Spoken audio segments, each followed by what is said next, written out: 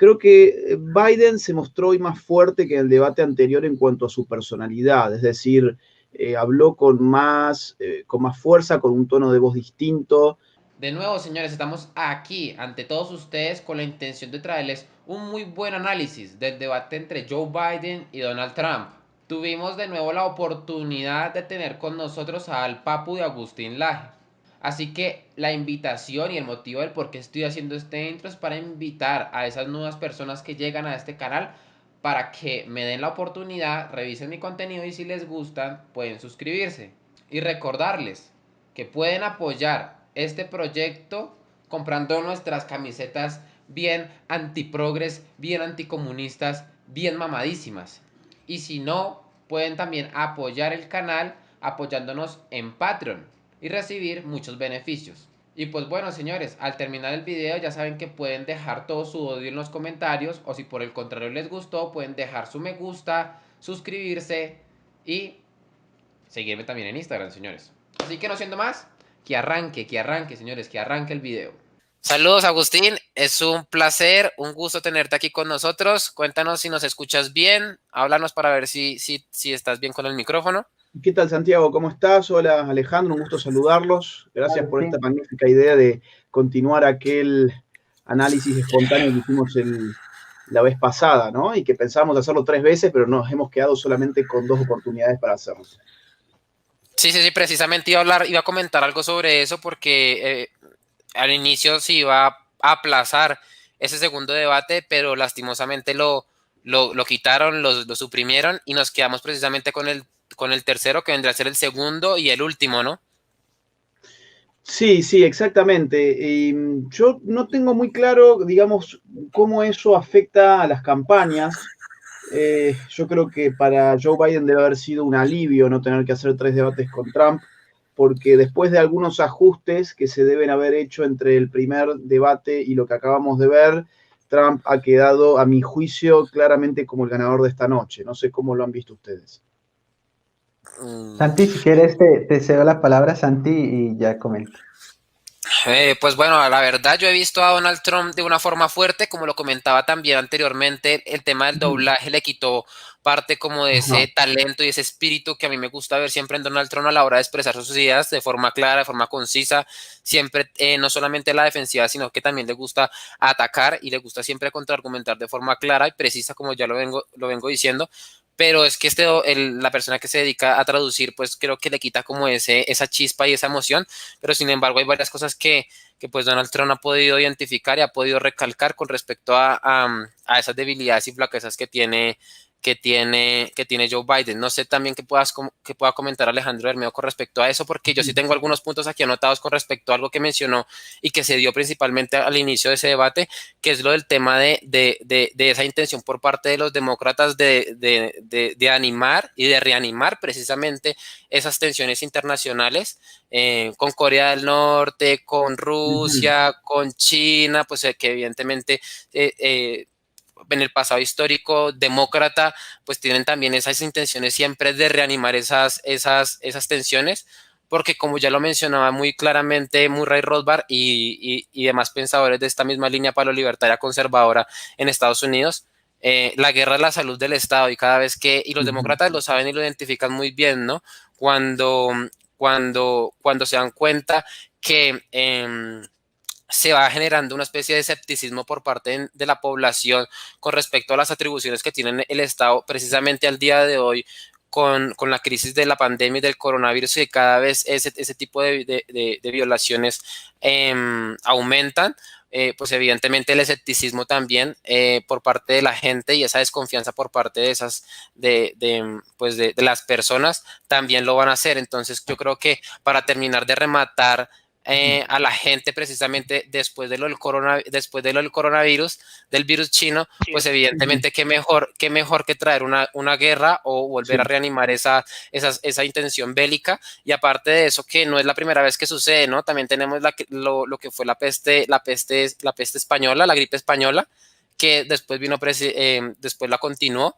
pues la Segunda Guerra Mundial, ¿no? Entonces no sería algo que nos tome por sorpresa o algo que no haya sucedido anteriormente, que yo creo que podría precisamente, y se ven en las intenciones por parte de Joe Biden y de los demócratas hoy en día de volver a reanimar.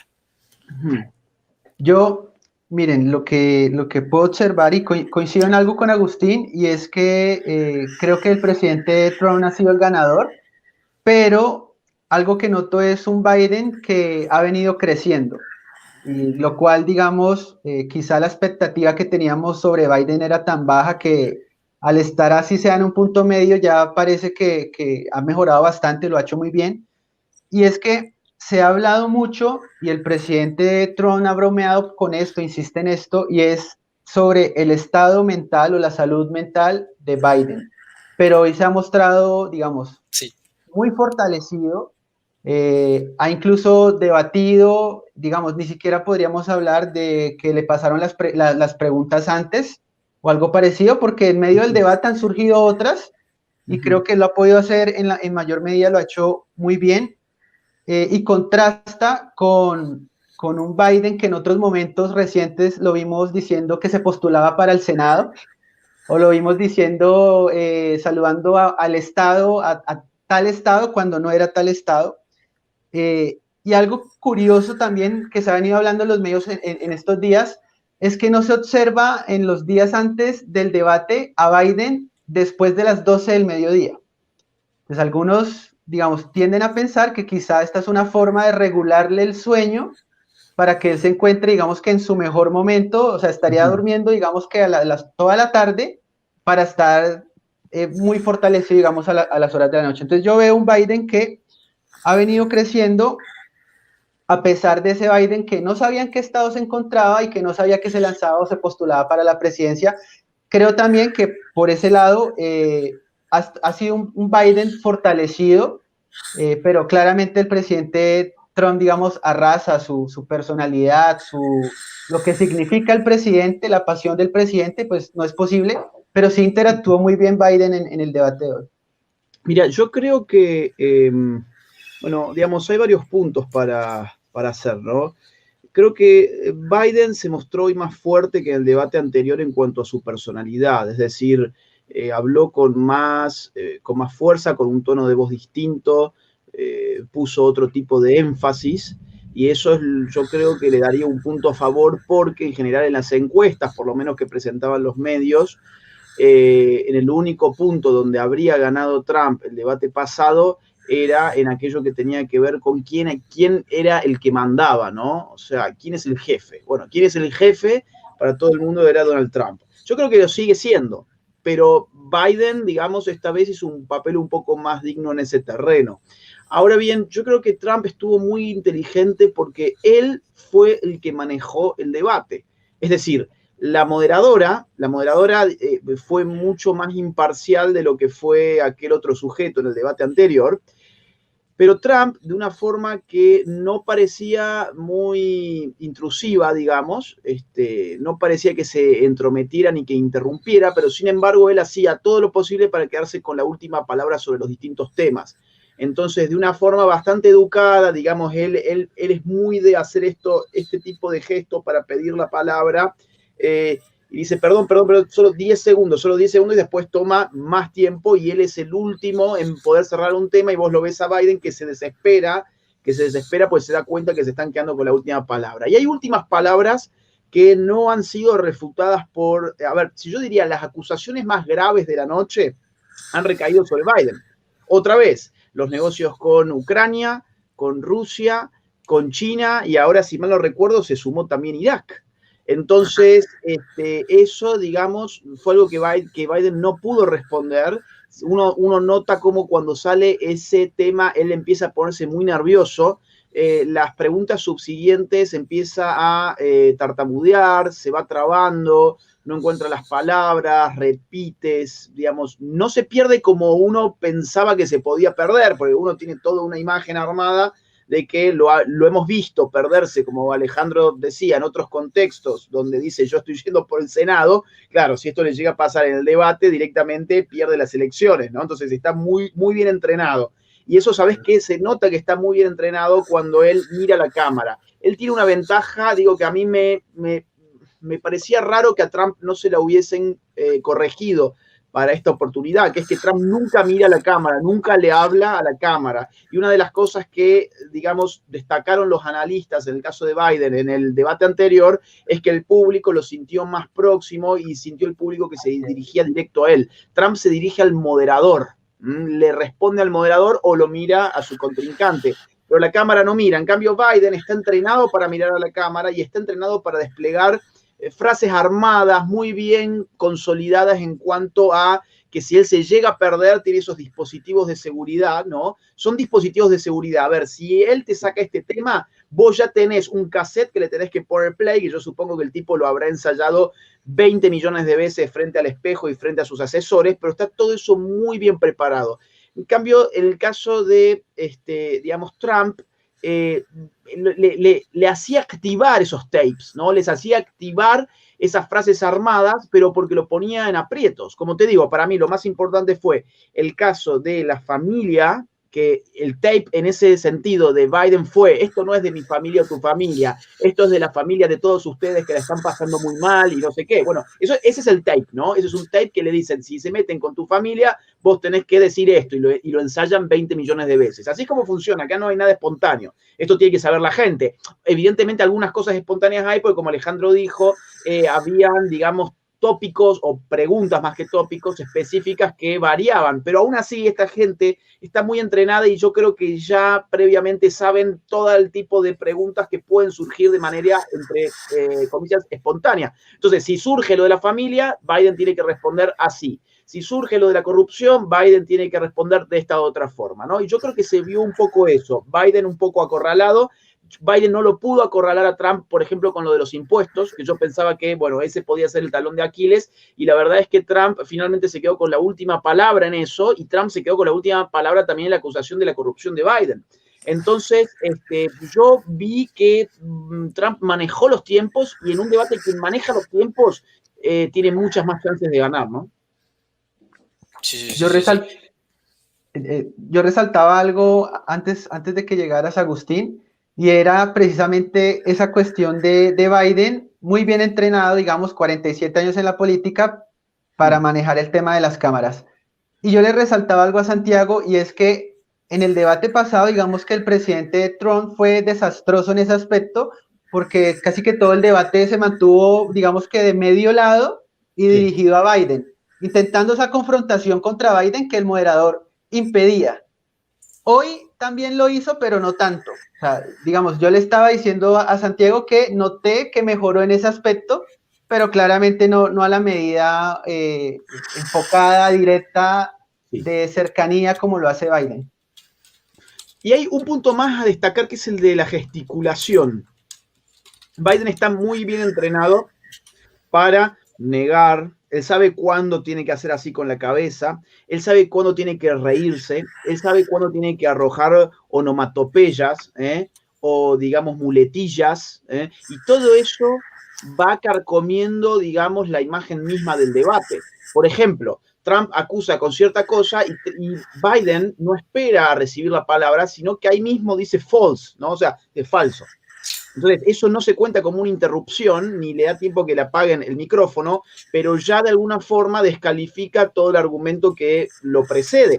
Entonces, Trump, yo creo que en cuanto a las gesticulaciones mientras el otro habla, que es una forma de responder también, sin hacer uso de la palabra, Biden ahí tiene un punto a favor, lo han entrenado muy bien para gesticular, y en cambio Trump, más que algún suspiro, y más que hacer así para ir pidiendo ya la palabra, y tiene una cierta ansiedad que va a interrumpir y finalmente no lo hace, digamos, ahí creo que necesitaba un poco más de training, ¿no? Bien. Bueno, hay algunas cosas que mencionó Agustín que a mí me gustaría también poder dar mi opinión con respecto a eso. Lo primero, yo ya se lo había comentado y lo comenté precisamente aquí en el chat y a Alejandro, y es esa, para mí es una artimaña, porque eso precisamente se podía intuir, yo creo que se popularizó después de John F. Kennedy, de intentar mirar siempre a la cámara para intentar conectar con la gente y demás, pero para mí pues en este momento no deja de ser más de una artimaña política que utilizan precisamente este tipo de personas. Pero yo creo que en este momento, bueno, Donald Trump intenta como más vivir lo que es ese debate e intentar prácticamente que desenvolverse de la mejor forma posible.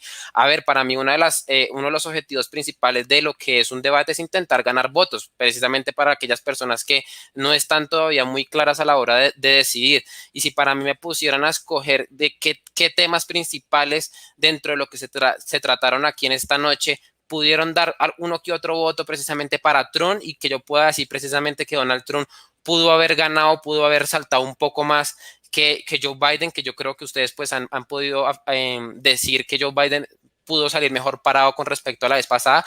Yo creo que Donald Trump pudo sacar uno que otro voto con respecto al debate pasado y fue en el tema principal, en ese tema muy interesante cuando hablaron sobre el sistema de salud, cuando Donald Trump al final después de intentar pues acusar y señalar de todos los males que ha traído el Obamacare y el Medicare y bueno y todo ese tipo de cosas, él menciona de que este es un sistema de salud socialista, o sea, volvemos otra vez, recaemos en ese intento de lo que es mostrar la política de hoy en día y la política que se ha venido heredando de las administraciones pasadas, no como una simple administración de empresas, sino que en realidad cargan una ideología dentro, ¿no? Y que fue precisamente una de las intenciones que yo le pude identificar a Donald Trump a la hora de decir, mire, este Medicare y Obamacare y demás es un sistema socialista, como intentando de nuevo llegarle a esas personas que en este momento no están muy bien decididas con respecto a por quién votar y que yo creo que en este aspecto puede traer uno que otro voto, volviéndole a encender esa chispa de que Joe Biden representa esa idea radical de intentar socializar y que precisamente Donald Trump menciona esa palabra de intentar socializar lo que es la salud y que intenta Joe Biden como defenderse y decir que él ganó precisamente entre los demócratas porque él defendía lo que es ese sistema privado, pero pues a mí me parece que fue muy valiente y muy astuto por parte de Donald Trump haber sacado a colación con respecto a eso. Así que a mi parecer, yo creo que aquí en este aspecto sí pudo haber sacado uno que otro voto Donald Trump. A mí, digamos, claro, yo, digamos, no lo vi en español, pero entiendo que la vez pasada, por ejemplo, pusieron a un traductor para el caso de Donald Trump que era mucho menos fluido que el traductor que iba por Biden y que tenía un tono de voz, digamos, muy subordinado en comparación con el que traducía a Joe Biden. Esto obviamente, digo, son cálculos que se hacen, ¿no? O sea, son cálculos que se hacen sabiendo que hay mucho público que vota en Estados Unidos que es hispanohablante y que no habla inglés o que prefiere ver el debate en español doblado. Entonces, lo que dice Santiago de los gestos y el tema de la forma de hablar, efectivamente creo que hay una realidad si uno lo ve en español y hay otra realidad si uno lo ve en inglés. Esto es asemejable a lo que pasó justamente con el debate de Kennedy y de Nixon. Quienes lo vieron por la televisión dieron por ganador a Kennedy y quienes lo escucharon por la radio dieron ganador a Nixon. Las palabras eran las mismas, pero acá interfería la imagen, ¿no? O sea, la variable aquí era la imagen. Y en el caso de un Estados Unidos que tiene una población hispanoamericana de, me parece, alrededor de 13 puntos, es la que puede llegar a votar en estas elecciones. Hay más hispanohablantes que van a votar en comparación con negros, por ejemplo, en Estados Unidos. Hoy el tema de la traducción a mí me parece que es un tema crucial, siguiendo, digamos, con este análisis de los gestos, de las poses, los tonos de voz y los ensayos, ¿no? Porque uno también ensaya el tono de voz. Hubo un momento, por ejemplo, que me gustaría ver cómo lo han traducido en español, cómo lo han doblado, en el cual se ve muy claro esto del político profesional, por un lado que es Joe Biden, y por otro lado el outsider que es Donald Trump. Cuando justamente Biden dice aquello que dije recién yo, que esto no se trata de mi familia ni de tu familia, esto se trata de la familia de la gente y parece que está haciendo un spot de campaña y se le mete el personaje del marketinero político vende humo, Trump se muere de la risa y le dice, vamos Joe, vos podés hacerlo mejor, ¿no? o sea, lo dice en inglés, pero yo quisiera ver, por ejemplo, esos tonos son sumamente importantes y a mí me gustaría ver también cómo le llega al público hispanohablante que lo está viendo doblado. Total, digamos que así lo vimos. Digamos, a mí me ha gustado particularmente hoy lo que fue la traducción en simultáneo, porque algo que ocurría en el debate anterior es que o traducía uno o traducía el otro, pero en la de hoy chocaban. Es decir, a medida que traducía uno, si por alguna razón el presidente interrumpía, el otro traductor también interrumpía, ¿no? Entonces, eso ha generado una mayor, digamos, relación, discusión que no notamos antes, que mencionaba yo, entre otras cosas, porque pues el presidente decía, esto es un debate contra el moderador, contra Biden, es decir, no permitía lo que se permitió y que fue ese acercamiento, esa discusión entre ambos, el debate, que no se permitió, hoy sí lo vivimos. Hay algo que a mí me interesa de lo que dijo recién Santiago, que me había quedado en el tintero, que es el tema de la guerra, ¿no? Es decir, yo no sé hasta qué punto la gente sabe que Trump está nominado para el Premio Nobel de la Paz, porque es el único presidente de Estados Unidos en las últimas décadas que no ha iniciado una guerra. Ahí me llama la atención que cuando se tratan temas de seguridad nacional, Trump no saque a relucir esa estadística, digamos, ¿no? ¿Ustedes por qué piensan que puede ser eso? ¿Habrá público, digamos, muy belicoso en Estados Unidos cuyo voto Trump puede perder si él arremete con ese tipo de argumentos? ¿O simplemente no lo tendrán en consideración o les parecerá que no vale la pena arrojarlo por algún otro motivo? Sí, pues para mí sigue siendo muy interesante esa opción por parte de los demócratas al intentar siempre como traer esas viejas guerras, pero igual lo que ha hecho Donald Trump, precisamente que Donald Trump, que es innegable, o sea, es innegable que estos debates ya no estén ocupados principalmente por guerras exteriores, por guerras que se estén librando en otros lados, sino que precisamente se están dedicando para hablar de temas precisamente del país, ¿no? Que aquejan al país, coronavirus, racismo, entre comillas, que supuestamente está quejando el país y demás. Pero ahora bien, yo creo, no sé qué pasa con Donald Trump, no hay cosas que yo les veo que podría mojarse, como por ejemplo utilizar, cuando mencionan lo de las minorías, él podría utilizar esto para tratar de traer a colación ese debate de lo que es el aborto. Veía yo ahorita en el chat que algunos decían que probablemente esto no le traía ningún voto. Yo por el contrario creo que sí. Hay muchos, y porque he hablado con varios cristianos y con varias personas que son pro vida, pero no están 100% convencidos de si estar a favor de Trump o no, porque pues por los medios de comunicación, de que cómo habla, cómo se comporta, bueno, también el tema de los niños, la separación de los hijos inmigrantes con sus padres, pues precisamente para los cristianos eso resulta un problema. Entonces yo creo que intentar ganar ese voto sí o sí me parece que es contundente. Cuando hablaron de las minorías, yo dije, Donald Trump tiene que mencionar aquí lo que es el tema, la cuestión del aborto. No lo hizo. Otro punto que me parece que no sé qué pasa o con los contadores de él o demás cuando hablan de los impuestos que él pagó. O sea, le están dando caña a lo que es cuántos impuestos pagó, porque no viene y dice, mire, yo pagué estos impuestos o pagué esto y aquello. O sea, como que, o no sé si es que él pasa de ahí porque ese tema no le interesa o no sé qué objetivo hay con que él no pueda decir de forma concisa y clara cuántos impuestos pagó, porque es que de ahí se trepa lo que son los demócratas y se trepó precisamente Joe Biden para pues darle como esa puya y ese golpe bajo a Donald Trump. Pero pues no sé, a mí me parece que hay algunas cosas que quedan como en el aire con respecto a la participación de Donald Trump, pero lo que mencionas también, Agustín, creo que también pudo haber salido bien librado y también contraatacó muy bien a la hora de mencionar todos esos negocios turbios que tuvo Joe Biden en el exterior. Yo creo que se le pegó. Bueno, hasta que retome Alejandro, continúa en todo caso con algo que vos habías dicho, Santiago, que es la cuestión aborto. Efectivamente, incluso cuando se hablaba del tema racial, digo, a ver, Donald Trump tiene problemas con el electorado negro y con el electorado hispanoamericano. El tema aborto podría haber cuajado con ambos electorados, ¿no? En el sentido de que, por ejemplo, tirarse contra Planned Parenthood podría haber sido enunciado como un logro frente a las políticas racistas, ¿no? Frente a las políticas racistas, cosa que, bueno, no se ha hecho y podría haber generado aparte, digamos, una especie de escándalo, ¿no? Es decir, un argumento escandaloso, vincular lo que es Planned Parenthood con el Partido Demócrata, que están totalmente vinculados, comentar cuáles eran las políticas del Partido Demócrata y cuáles son las políticas de los gobernadores demócratas respecto del aborto, y respecto aparte de un aborto que se ofrece a mansalva sobre todo a comunidades negras e hispanoamericanas, y de eso hay estadísticas que podrían haber sido arrojadas.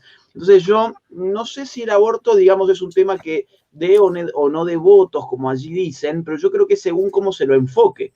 Él podría haberlo enfocado de modo que armaba una narrativa antirracista a partir de la cuestión del aborto y digamos, una narrativa además simpática para hispanoamericanos que son cristianos, que son católicos sobre todo, además, y que es cierto, como vos decías bien recién, están muy confundidos porque no tienen formación política y no tienen idea, digamos, qué hacen los demócratas con los temas pro vida cada vez que son gobierno. Sí, claro, yo creo que ahí puede sacar partido precisamente de ahí. Pudo haber sacado partido precisamente de lo que es el aborto y haber traído lo que es el voto cristiano, ya sea católico, protestante, lo que sea, Claro. poderlo, o sea, terminar de definirlo, que yo creo que es muy valioso en lo que es ese movimiento conservador, antiprogresista americano. Y aparte pudo haber sacado o sea, haber ganado más votos y haber ganado o poder podido traer más gente hacia su bando, mencionando lo que es el tema de las guerras, pues de que él precisamente tuvo un trabajo muy interesante a la hora de mitigar esas guerras en el exterior, que Sí. hoy en día, o sea, precisamente le da un plus con respecto a sus contemporáneos o a sus pasados, a las personas que estuvieron allí en guerras pasadas. Precisamente Obama inició 6 guerras allí precisamente. También puede traer a colación. Luego de que le dieron el Premio Nobel de la Paz. Para la gente que no sabe, a Obama le dan el Premio Nobel de la Paz antes de iniciar su mandato y después resulta que en un par de años el tipo se bombardeó a 6 o 7 países. No sé si sabías que en 8 años de gobierno y de administración de Obama se deportaron más de 4 millones de personas y comparado con más de 3 millones de personas y comparado con los 8 años de Bush, se deportaron un poco más de 2 millones, o sea, prácticamente que hubo más de 1 millón de diferencia con respecto a Obama. O sea, Obama fue bajo la administración Obama-Biden, ¿no? O sea, yo creo que pudo haber dado allí un golpe bajo con respecto a eso, pero otra vez no vi como esa intención por parte de Trump de traer a colación esos datos y de traer a colación esa información para contraargumentar, bueno, todo el tema racista, todo el tema que se lo achacan de los medios de comunicación, etcétera, etcétera, etcétera. Sí, y perdón, ahora le pasamos la palabra de nuevo a Alejandro, solamente quiero sumar una cuestión que es con el tema racial. Él también podría haber, claro, meterse a reivindicar a Bush, o sea, o meterse a comparar Obama con Bush, le puede generar el problema de parecer que él considera que esa administración se parece a la suya o que la respalda. Yo lo que hubiese hecho es arrojar el dato de cuántos deportados hubo durante Obama y preguntarle qué hizo, bueno, que fue un recurso que él usó muchísimo, es decir, ¿qué hiciste vos en los 8 años en el que estuviste ahí, no? O sea, vos estuviste ahí, todo lo que me está diciendo ahora no lo has hecho. Y además, yo sumo ahí, él lo corrió 3 veces a Biden con el tema de las jaulas. Le preguntó 3 veces, explícame, ¿quién construyó las jaulas? ¿Quién construyó las jaulas? Pues fue en el 2014, ¿no? Entonces, eso fue un punto, creo, interesante para él, pero hubiese sido más interesante si lo complementaba con el dato que vos estás arrojando, que obviamente ellos lo tienen. Ahora, ¿por qué no lo han usado? ¿O a él se le olvidó? Bueno, eso es algo que nunca vamos a saber. Y después cuando él dice, soy el menos racista de este lugar, lo dice 2 o 3 veces también, ¿no? Dice, soy la persona menos racista de este lugar, no veo, dice allá porque está todo muy negro, está todo muy oscuro, pero yo acá soy la persona menos racista. Ahí, digamos, estaba interesante la frase de no ser porque la moderadora era negra. Entonces, digamos, ahí hay un, no sé, un acto, un furcio, ¿no? Hay un furcio. Yo hubiese dicho entre Biden y yo, nadie tiene dudas de que aquí yo soy el menos racista de los candidatos a la presidencia, por ejemplo. Entonces ahí ya te despegas del tema de fuerte en comparación con la moderadora.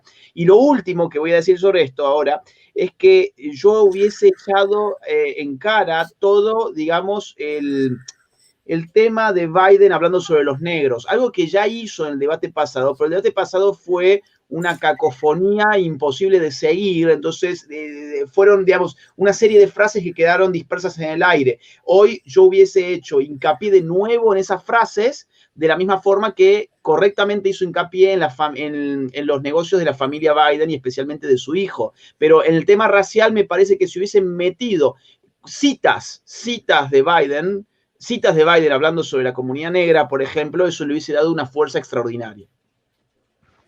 Él creo que él mencionó, alcanzó a mencionar algo que dijo Biden en su momento y que precisamente Biden dice, yo en mi vida he dicho eso.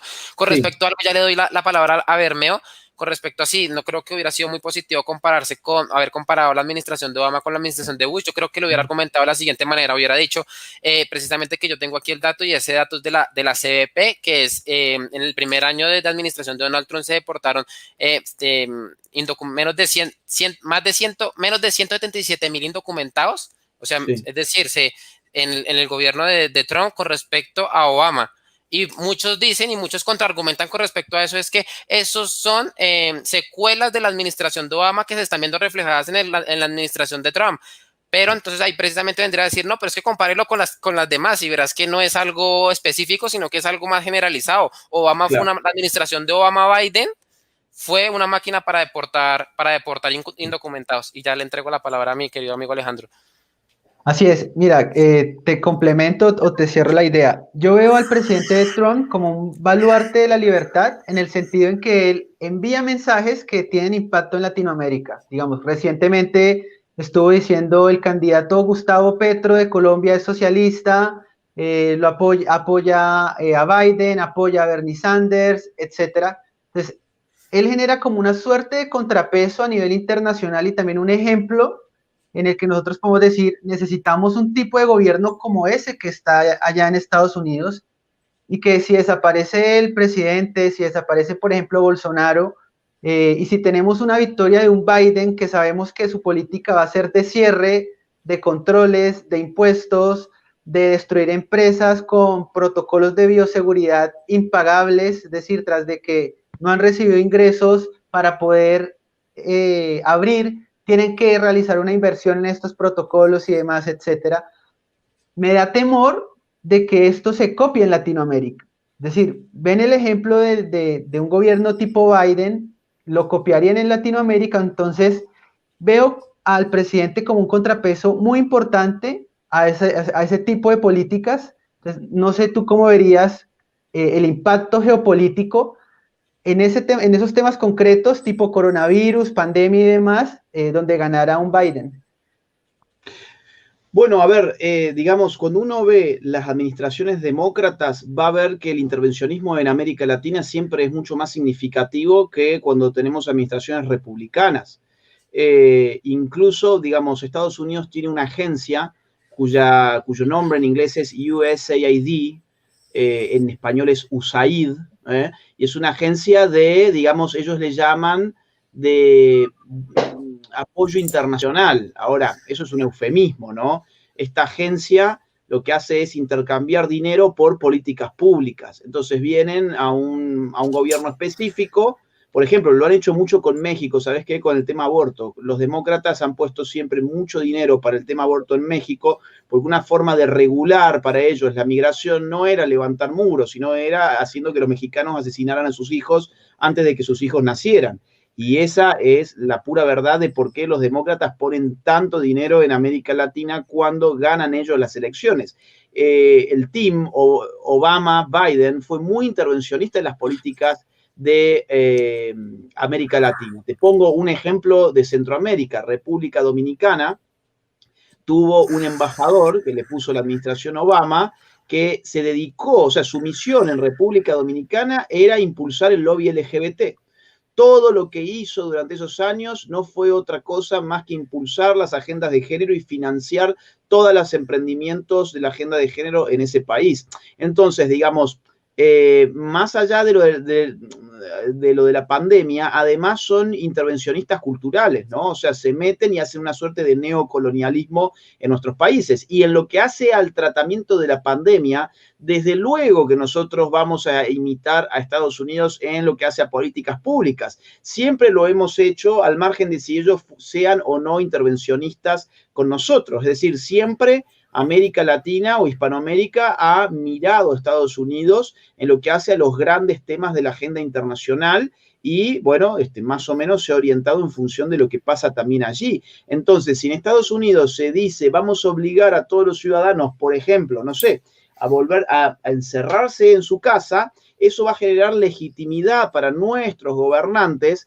para que ellos digan, bueno, nosotros no estamos haciendo nada extraordinario, el país más libre del mundo, Estados Unidos, está llevando adelante este tipo de políticas. O si vamos a llevarlo un paso más allá, si en Estados Unidos se empiezan a poner dispositivos de control tecnológico, como por ejemplo cámaras de rastreo, cámaras inteligentes, y todo ese tipo de tecnología que ya existe, que Estados Unidos las implemente para toda su ciudadanía, eso significa que en Occidente quedan legitimadas esas tecnologías políticas, ¿no? Entonces, más allá, digo, una cosa es el dinero, digo, la presión económica que existe y que, insisto, con los demócratas siempre es mucho mayor que cuando los republicanos están en el poder.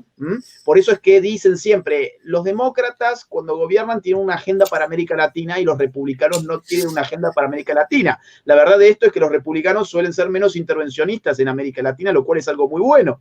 Pero bueno, como lo presentan los medios, parecieran que es como que tu papá que no te quiere llevar de vacaciones o que no te quiere dar la ropita nueva, ¿no? Entonces, eso por un lado, pero por otro lado, el poder simbólico, digamos, el soft power, como le llaman, el soft power de Estados Unidos, que es el poder ideológico, digamos, es abrumador y lo va a seguir siendo sobre América Latina y en un contexto de crisis internacional como esta, donde estamos al acecho buscando referentes a los cuales seguir en un contexto que es inédito para todos, bueno, es un gran peligro que personas que están amagando con llevar adelante políticas autoritarias como son los demócratas, ganen porque van a legitimar el autoritarismo como forma de gestionar la pandemia en Occidente, ¿no?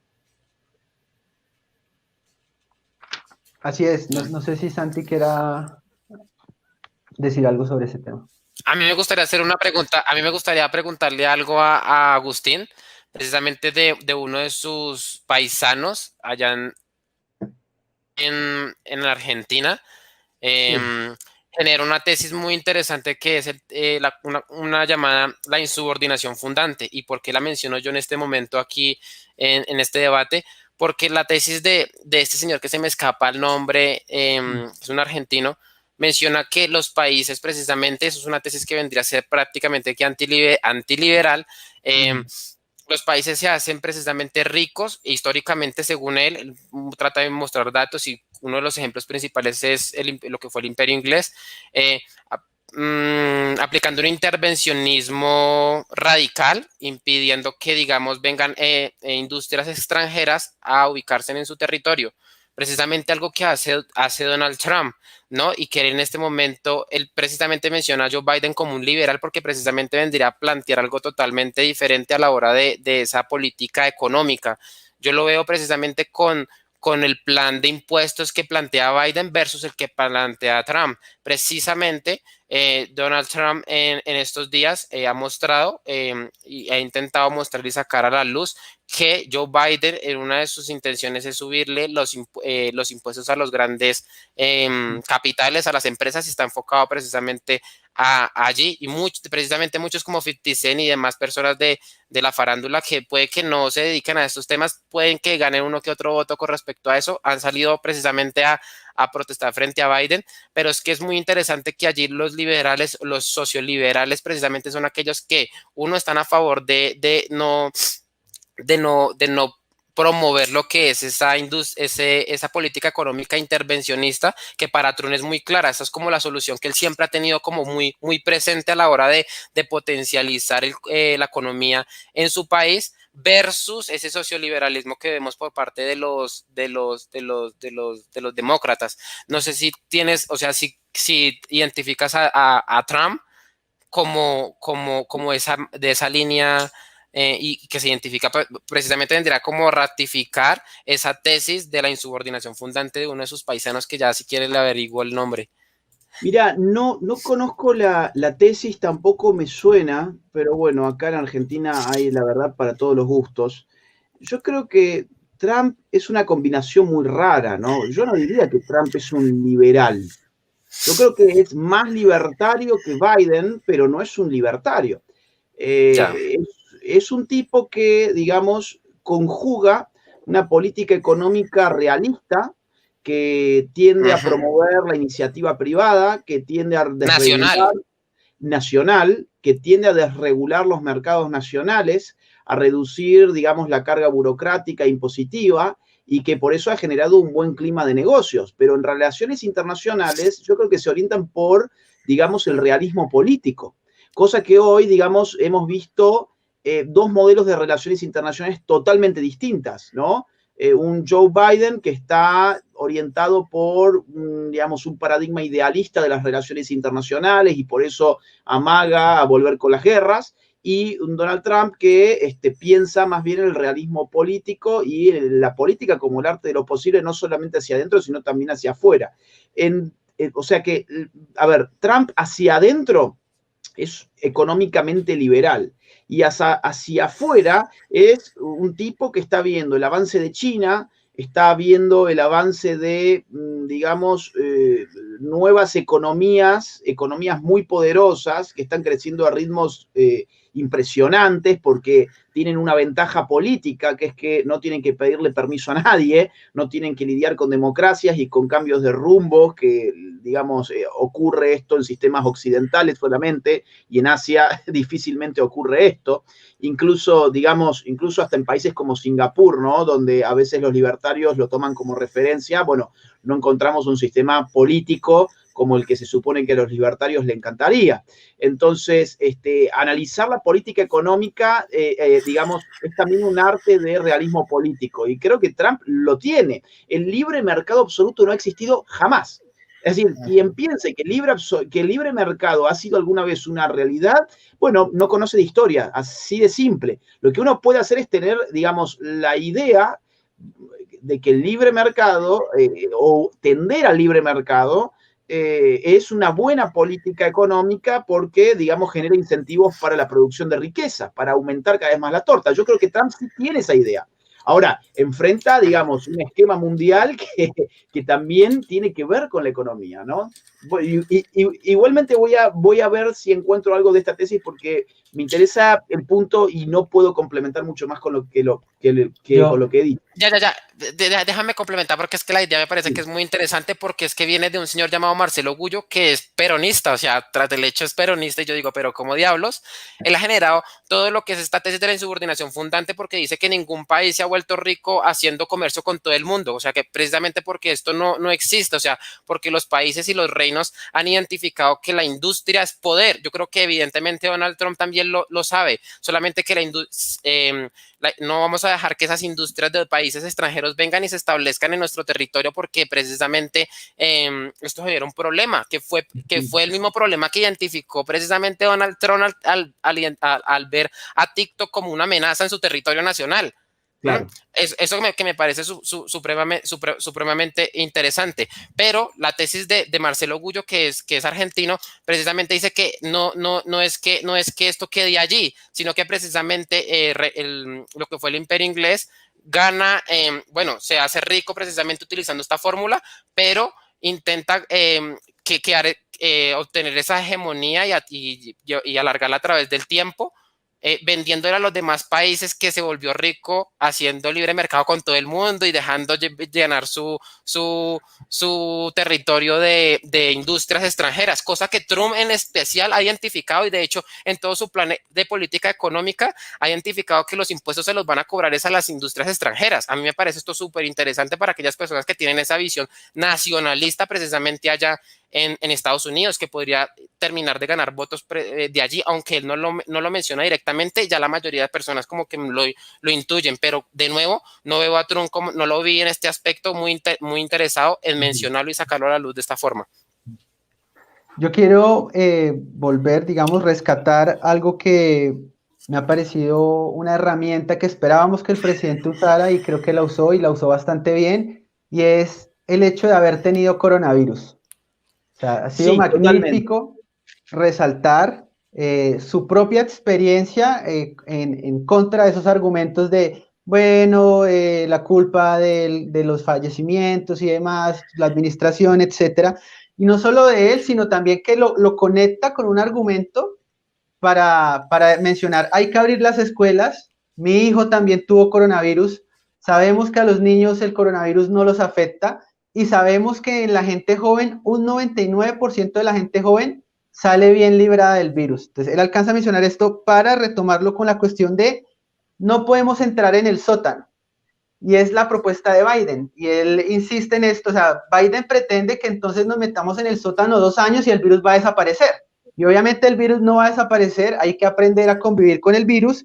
Y es cuando él menciona, están matando el país, están aumentando las tasas de suicidios, están aumentando las tasas de alcoholismo, el uso también de medicamentos para la depresión, el estrés, etcétera. Entonces, conecta todo este argumento muy bien y acá creo que Biden no ha podido hacerle frente, es decir, ha terminado en una postura moderada en decir, bueno, no es que vayamos a cerrar, pero hay que tener control, pero eso es una falacia de hombre de paja porque es que Trump nunca afirma que no vayamos a tener control.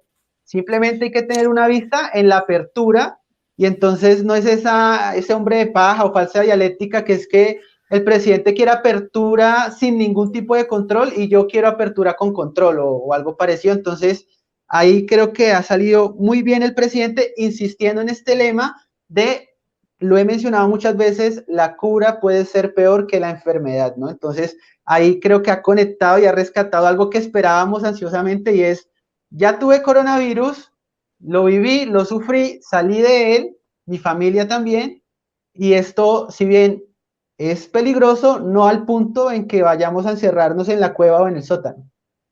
Biden, digamos, ha sido muy bien entrenado, como insistí hace un rato, y él tuvo una respuesta para eso, para la acusación de Donald Trump de que, bueno, Biden quiere cerrar y que él quiere abrir. Y aparte, digo, Trump tiene una frase que es maravillosa, que es que dice, no podemos cerrar la nación o no tendremos nación, ¿no?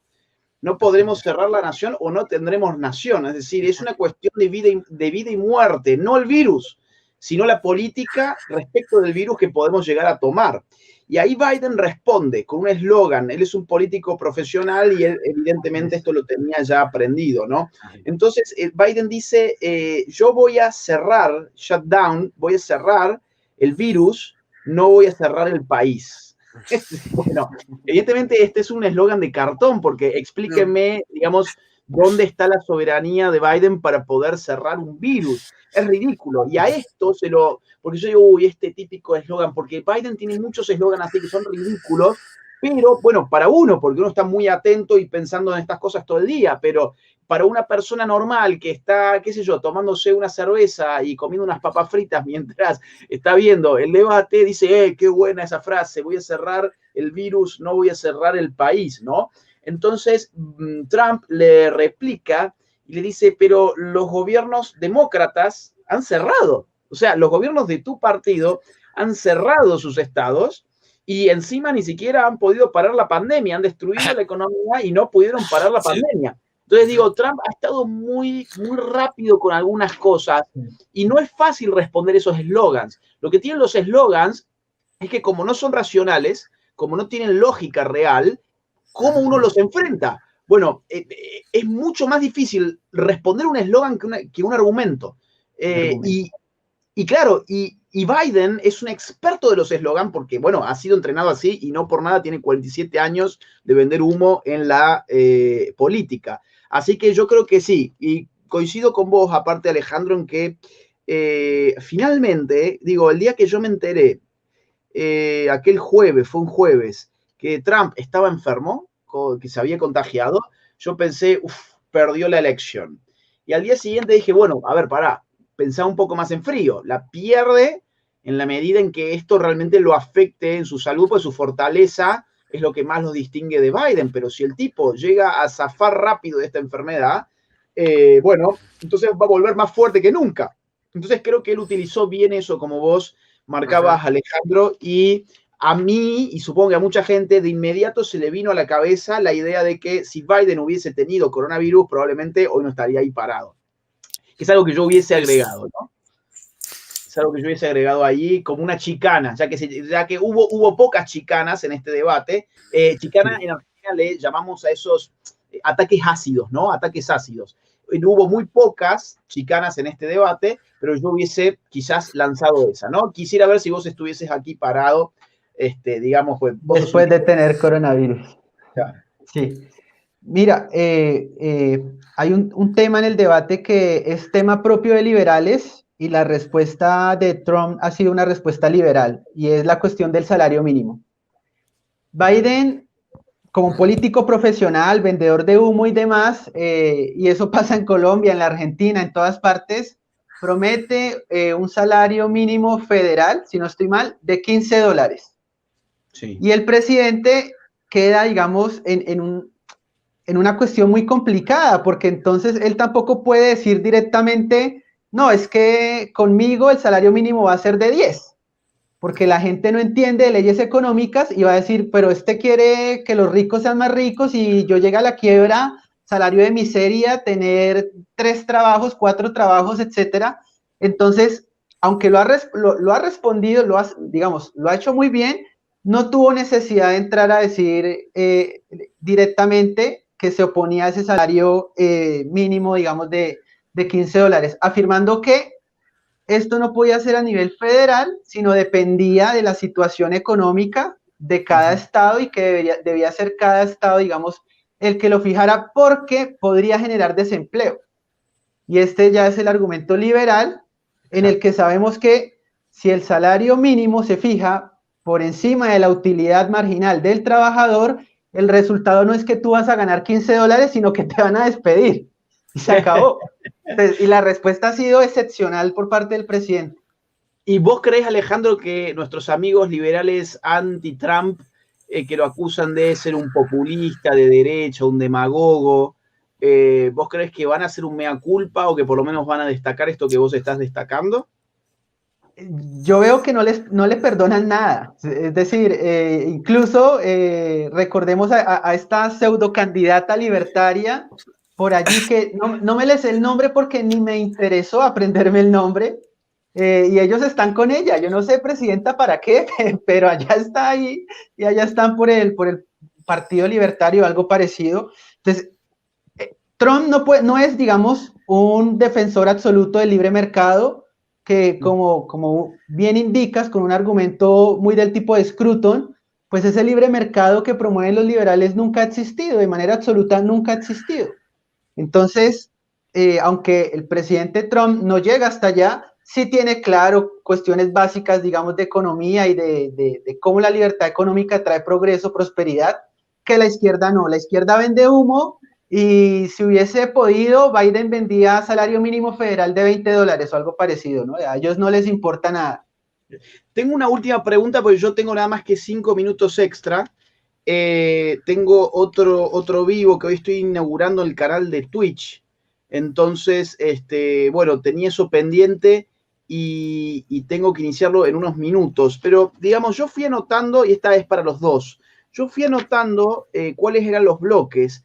Bueno, primero se habló sobre lucha contra coronavirus, después sobre la seguridad nacional, luego se pasó a hablar sobre las familias americanas, digamos, tema de Obamacare, salud y otras cosas más, luego inmigración, después raza y finalmente cambio climático. Digamos, yo por lo menos creo que esa fue la estructura del debate. ¿Ustedes dónde dirían que, digamos, venció claramente Biden y en cuál venció claramente Trump? Si es que alguno de estos puntos jugó claramente a favor de alguno de los dos. Si quiere arranque, Bermeo.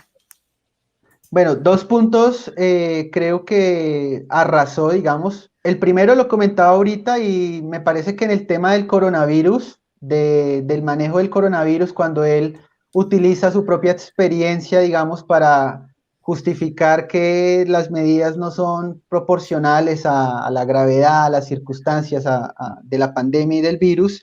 Y otro tema en el que creo que le ha ido muy bien es el tema del cambio climático, no estrictamente cambio climático, pero sí al tema de las energías, que obviamente va ligado. Cuando Trump, y lo hace muy bien porque él menciona los estados petroleros y les dice, miren, tengan cuidado, porque él lo que quiere es básicamente arruinar sus negocios, prohibir el fracking. No lo dice directamente, pero sabemos que a la larga lo es, porque tiene un proyecto para introducir, digamos, energías limpias, etcétera, etcétera. Y Trump le menciona, ¿y tú vas a hacer que China haga eso? Claramente sabemos que China, que es el país más contaminante del mundo, no lo va a dejar de hacer, digamos. Entonces, lo que genera es empobrecer al pueblo norteamericano y creo que ahí lo ha hecho bien, muy bien. En otros puntos, cuando tú mencionabas esa chicana del político profesional, ¿no? En el tema del Wall Street, que le dice, oye, no me vengas aquí a hablar del Wall Street, que tú lo único que sabes es robar plata del Wall Street. O sea, eres un vampiro chupasangre de las empresas del Wall Street, pero tú no sabes nada, no sabes de crear riqueza, eres un político, 47 años, no sabes hacer tratos sucios, digamos, pero no sabes crear riqueza. Sí. ¿Vos cómo la ves, Santiago? Yo creo que comparto la opinión de Alejandro en este aspecto. A mí me gustaría comentar algo ya para acabar en lo que fue el cierre de ese debate en cuanto al ambientalismo que precisamente Donald Trump dijo, pues él no lo dijo, pero pues se sabe que ellos se salieron bajo la administración de Trump del Tratado de París, pero está la intención clara por parte de Joe Biden de volver pues a escribirse, a circunscribirse pues esta organización, a esta gente, a este tratado y demás. Sin embargo, yo todavía sigo sin conocer lo que es la propuesta clara de Joe Biden con respecto a dar esa lucha por el cambio climático. Yo conozco la de Ocasio, que es el Green New Deal, ¿no? Haciendo apología de lo que fue en su momento el New Deal, ¿no?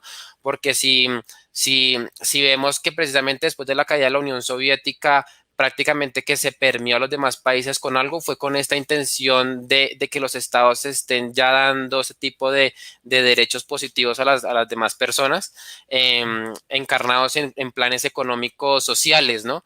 En planes políticos, que en Estados Unidos está planteado lo que es este New Deal, pero que hoy en día como que trata de volver a renacer, a volver a emerger con el Green New Deal, que precisamente no solamente es enfocarlo a la ayuda y a la mejora del medio ambiente, porque supuestamente se está acabando el planeta y todo este tipo de alarmismo ideológico, ¿no? Porque pues evidentemente sí hay un impacto, pero el problema es cuando ya se ideologiza, ¿no? Y cuando ya también se politiza al punto de que intentan cambiar todo lo que es la política nacional y la política social y también la política económica, ¿no? Porque precisamente para allá es donde voy, el Green New Deal intenta precisamente crear una cantidad de trabajos así como de la nada. Ellos dicen son tantos trabajos y es evidentemente, yo no sé si ese es el mismo plan que trae a colación Joe Biden, pero ellos dicen vamos a crear yo no sé cuántos empleos.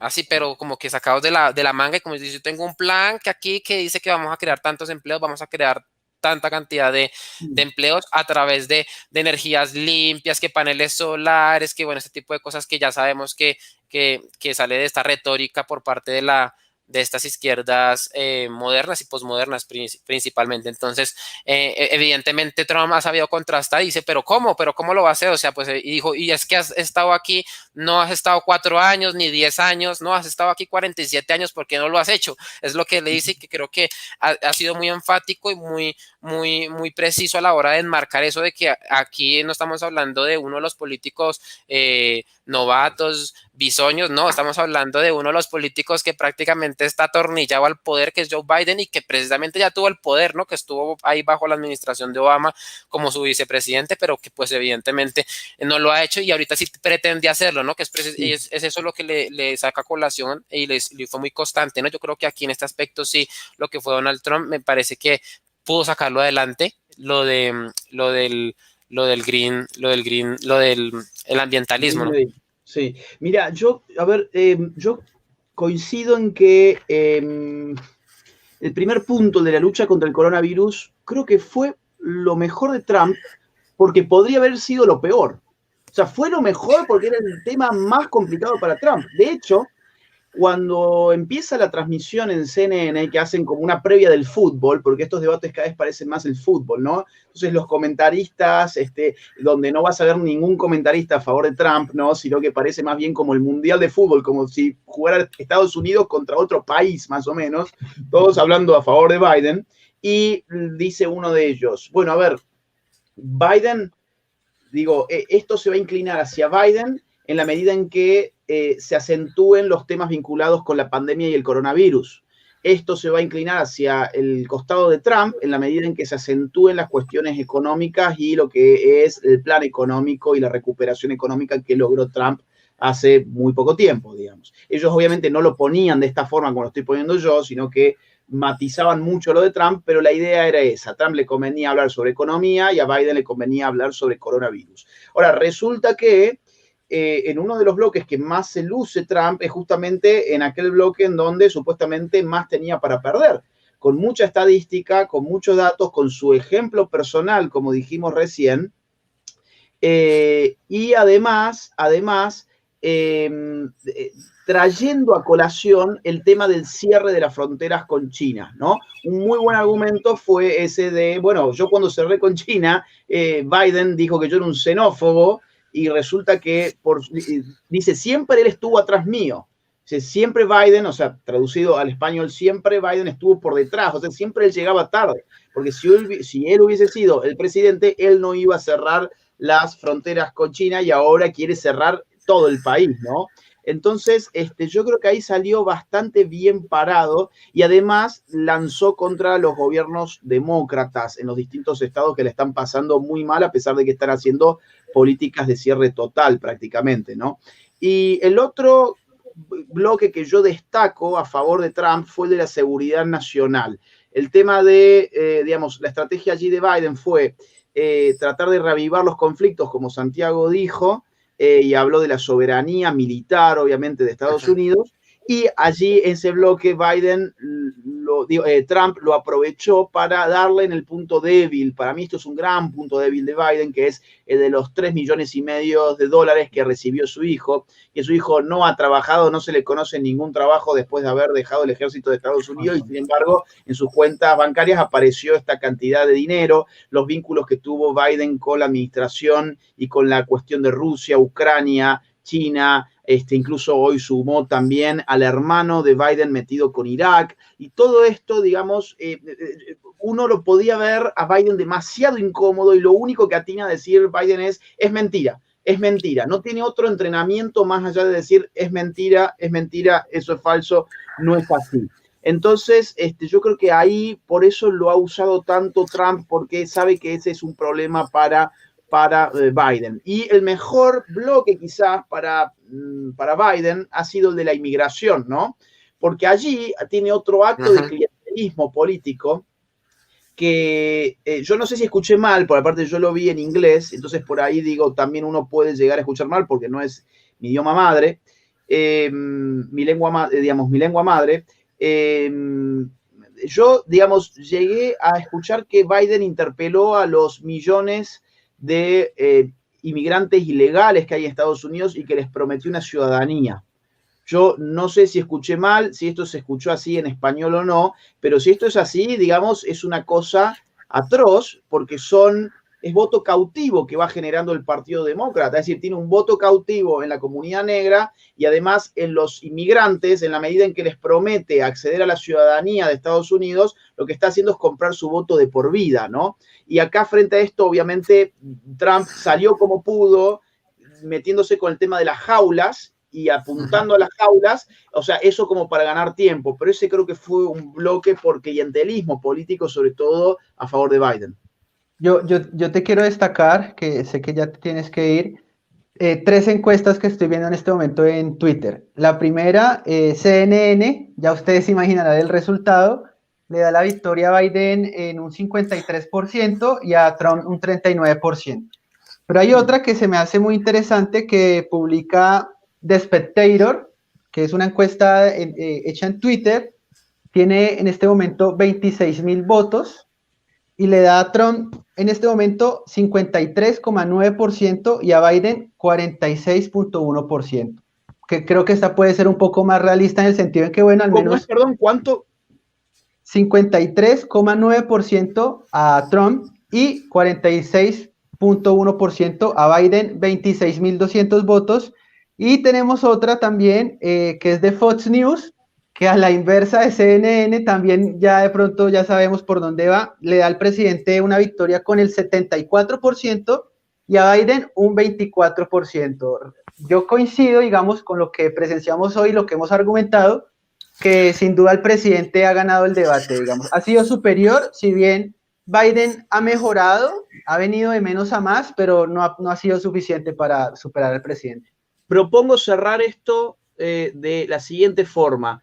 En una cantidad total de puntos de 10, ¿cuánto le darían a Biden? ¿Cuánto le darían a Trump?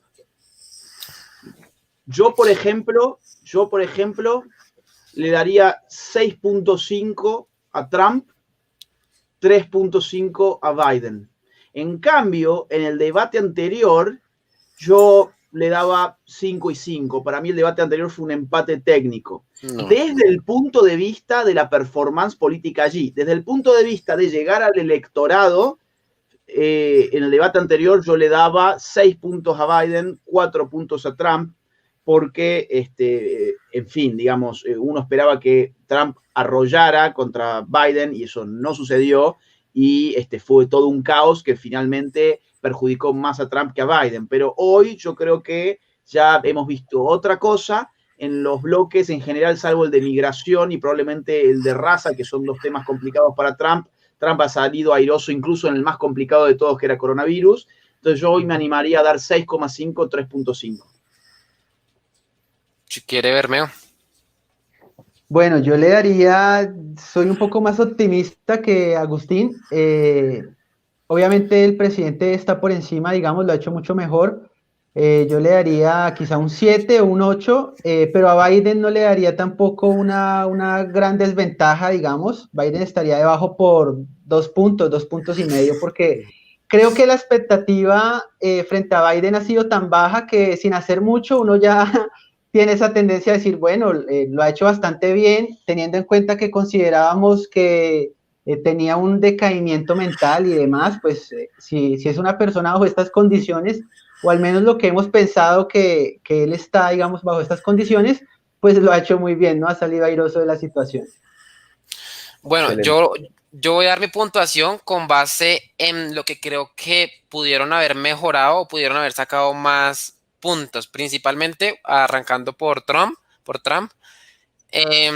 Creo que, no sé, de pronto también es ignorancia mía y yo aquí pues precisamente puedo estar teorizando y hablando, pero yo creo que ellos me verán y dirán, no, no, es que lo que pasa es que ustedes conocen y estas variables que pueden cambiar esto, ¿no? Pero yo creo que le doy un 8 y no no le doy el 10 precisamente porque creo que le hizo falta sacar a colación pues estos datos de que esa administración de Obama-Biden pues en su momento fue más fue más enemiga de los hispanos, de la gente pues de México, que los deportó, los indocumentados, etcétera, etcétera, etcétera. Pudo haber sacado mejor partido con el tema de lo del aborto, pero como les digo, probablemente ellos sepan alguna variable que yo no sé, pero yo considero con la información que tengo en este momento que pudo haber sacado más partido con el tema del aborto, cosa que él no decidió echar mano de eso. Entonces yo creo que sí lo usó su vicepresidente, Su vicepresidente sí que lo sacó a colación y que de hecho yo lo vi que entró en tendencia en Twitter y toda la cuestión de que él no se arrepentía y salió salió victorioso precisamente de eso. Yo creo que fue como la pepita que salió de ese debate, cosa que no vi que Trump decidiera también utilizar esa opción. Entonces yo creo que por eso es que no le doy un 10, pero me parece que de las cosas que él pudo contestar y pudo contraargumentar de lo que le acusaron y demás, creo que salió bien aireado en todos los puntos. Creo que en el único que pudo haber flaqueado fue en el aspecto que mencionó y en el fragmento que mencionó Agustín, que fue con el tema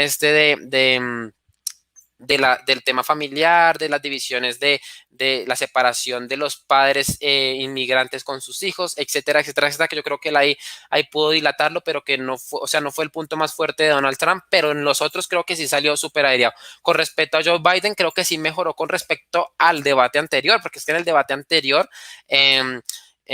parecía como si en realidad le estuvieran soplando las respuestas, como si en realidad no hubiera estado muy concentrado en el debate, pero en este sí me parece que hubo un mayor dinamismo por parte de Joe Biden, pero que pues por eso le daría un 5, no le daría más, porque la verdad es que no hay más que sacar de allí. No sé qué habrá pasado con Agustín, déjeme mirar. Se desconectó. Yo creo que ya tenía que unirse quizá a la reunión en Twitch, no lo alcanzamos a despedir para que nos diera él la información, ¿no? Para unirnos también y irlo a ver allá en Twitch. Bueno, Santi, te agradezco un montón. Igualmente, Agustín, excepcional los temas, la charla. Obviamente un agradecimiento gigantesco a las 500, 600 personas que nos alcanzaron a acompañar a lo largo del debate. Espero que se les haya hecho interesante. Al calor, digamos, del debate, las encuestas están apenas comenzando a salir en Twitter, en otras redes sociales, en los medios. Entonces, hay que estar también pendiente de ellas. Esperamos la encuesta de Telemundo. Dicen en Twitter que quizá no la sacaron porque le ha ido pésimo a Biden en comparación al presidente Trump. Pero bueno, en todo caso, te agradezco a ti, Santi, a Agustín y bueno, a todas las personas que nos han acompañado.